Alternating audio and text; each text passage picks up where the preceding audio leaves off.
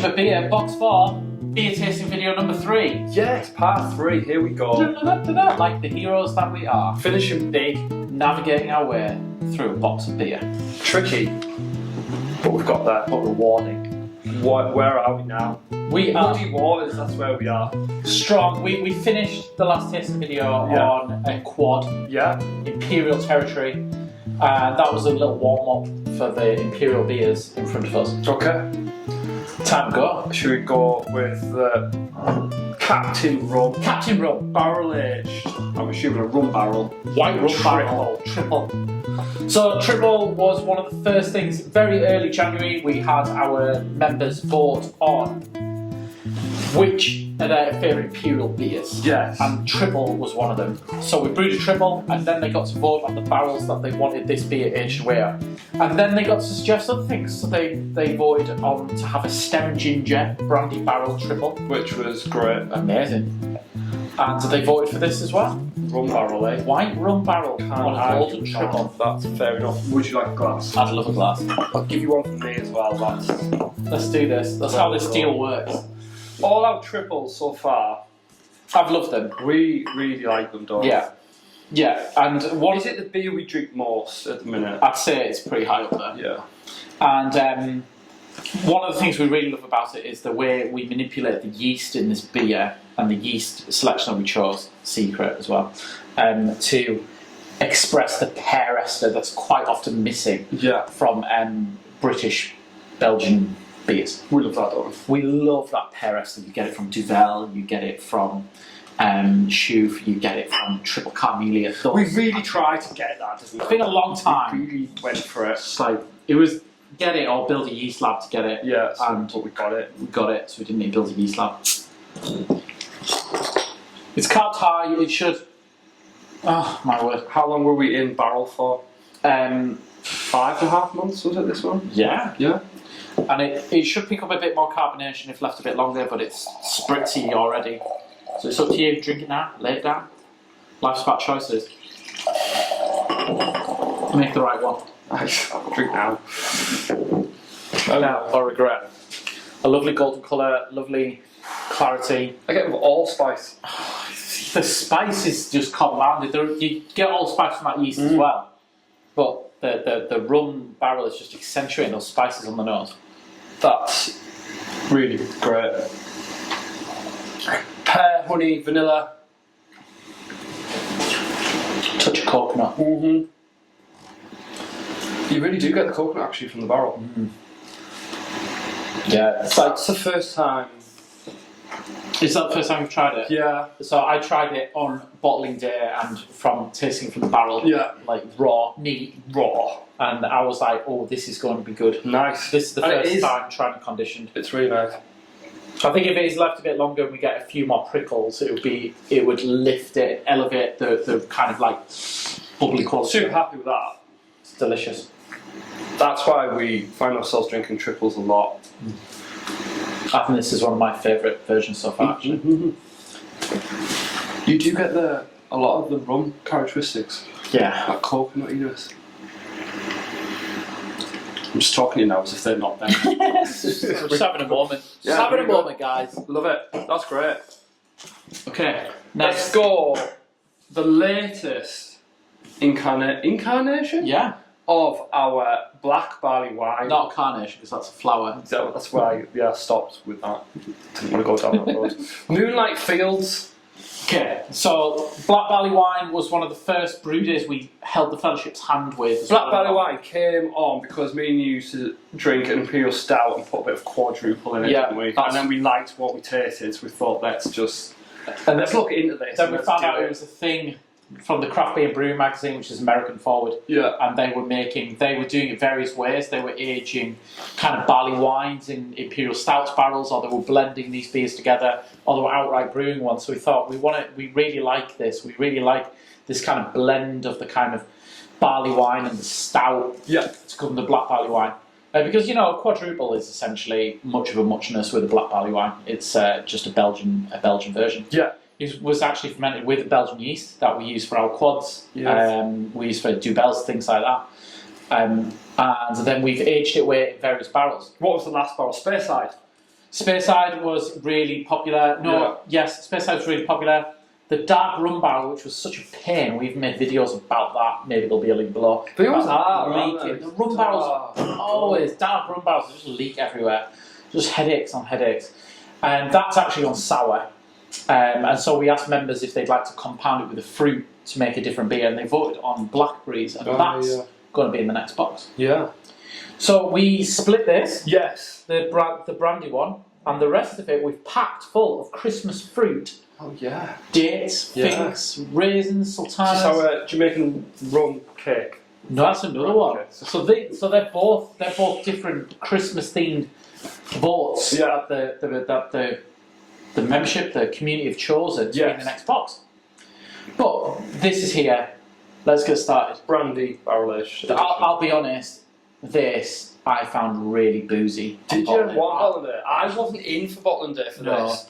But you were. I was like aghast with the booziness. Aghast the booziness, because I'm not a spirit drinker anyway, and this took me aback with booziness. In a good way. And it smells like really nice actually. I'm surprised. Again, depending on how you want this, you might be welcome to leave it longer. Nice colour. Just have like a brandy spirit kind of quality, a cognac kind of quality to it in the glass. Swirl around. Chocolate on the nose. Do the cigar. I don't smoke. Yeah, chocolate, like powdered cocoa. Yes! It's really leathery in a way. Leathery cognac. Leathery cognac. A tiny bit of ashy, but not anywhere near like roasty like an Imperial Stout. It's actually pretty balanced. Really good. It's not as heavy as an Imperial Stout. No. But you do get that slight roastiness, that slight chocolate quality to it. It is boozy. It is boozy. It is. You do get that like cognac note to it. Mm-hmm. You get a little bit of wood from the barrel. This would be great in your Christmas cake. Which is just as well that we've put on Christmas cake. Don't put it in cake. Don't put it in cake. Christ. Mad. Wow. Beer number 3 of the Imperial train. The Imperial train? What are we doing? What? Get me a ticket. I think we're going to Defourchery, aren't we? Defourchery? Yeah. Yes. I feel like you said debauchery wrong. I just like slurred my words after all the beer. Yeah. So this is the 4th incarnation of our Imperial Stout debauchery. Steam Machine classic beer. Yeah, we changed been going for a few years. So put the word members voted for that. So we just let them roll with it. Yeah, great. You could have gone debauchery 4, but they went Defourchery. Yeah. I like it. 11%. Big, bad Imperial Stout you put on the label. Have I? Yeah. That's quite funny. Why is it bad? Big, bad. Naughty bad.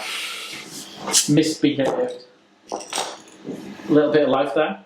So this is unbarrel aged. Unbarrel aged. Just as it comes. Slight tan head. The FV.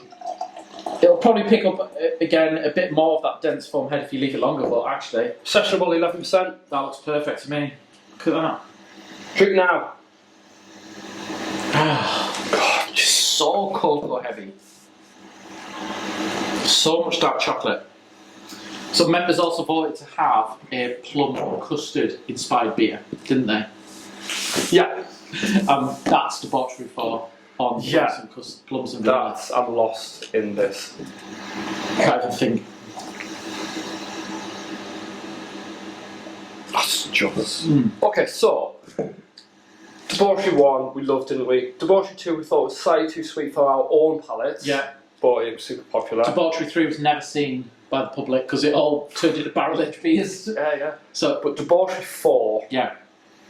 It's got that. It's leathery. Like not sweet chocolate, it's like dark chocolate. It's got like a rounded fruity quality to it as well. Like you would get from like a Speyside whiskey. Oh god. Yeah. I'm really excited about the barrel aged version of this. That is really good. Okay, so it's sibling. Shall we have it sibling? It's sibling. Sibling, or I don't know if that's a word. Oh my god. Okay. That's great. That's really good. I'm pleased we didn't drink all 12 of these at the same time. That would have been a silly thing to do. Woo. So, sea salted caramel Imperial Stout. So we've took Debauchery 4. Debauchery 4, also known as Defourchery. Defourchery is the base beer. And what did we do? I did sea salt and pure vanilla. Madagascar vanilla. Madagascar vanilla paste. The best. Might be the only, I don't know. Salt from Madagascar. What vanilla did you use? Madagascar. That's fine. The price of which has gone up 1,000%. Yeah, so nobody suggests vanilla anymore. Thank you very much. So we're expecting when you add salt to things, it reduces the bitterness and accentuates the sweetness. Really? Is there a Vanilla, scientific reason for this? Or probably, but I can't remember. That's fine. Absolutely fine. That must be science after 11 beers. The video would be too long. I would tell you what, but yeah, the video would be too long. Again, This wasn't bottled long ago either. This wasn't. They weren't bottled too long ago. It's been a nice warm end to the season though, which is why they've conditioned quickly. Indian summer. Indian summer. For 3 days. Smells more or less the same. So am I gonna think this is sweeter than the last? I think so. Do you want them side by side to test? Okay. I feel like I should now. You get less cocoa and more. Yeah, it is. Way sweeter. It's got that slightly weird, like smooth sweetness to it. Really smooth. Like fudgy. Fudgy. Almost like salted caramel. I suppose the vanilla's giving me that fudge vibe. Well, that's nice, isn't it? It kind of, because of the slight accentuated sweetness, feels slightly thicker in the mouthfeel. In the mouth. Yeah. Even though it's not. Which is a bit mad. That's why it's sticky, that. That's 12 delicious beers. It's 11% as well, isn't it? That's also 11%. Okay. Are we planning on operating any heavy machinery after this? A slight anecdote for you. In brewery number 1, which was a small place, half the size of this room, the factory over the road who used to do loads of welding, stuff like that, always used to sneak into the brewery on a Friday lunchtime, and they loved the 9.6% double IPA and the 10% treacle toffee stout. They would drink pints of it and then go back to work to operate welding, argon welding, forklifts, girder lifting, terrifying stuff. If you see people wander around County Durham with limbs missing, they've generally worked at the factory next door to see machine one. Mad. That's amazing. Which one do you prefer? Am I allowed to ask that on camera? Yeah. You're going to say number 1, aren't you? I actually prefer the sea salted one. Do you? Yeah.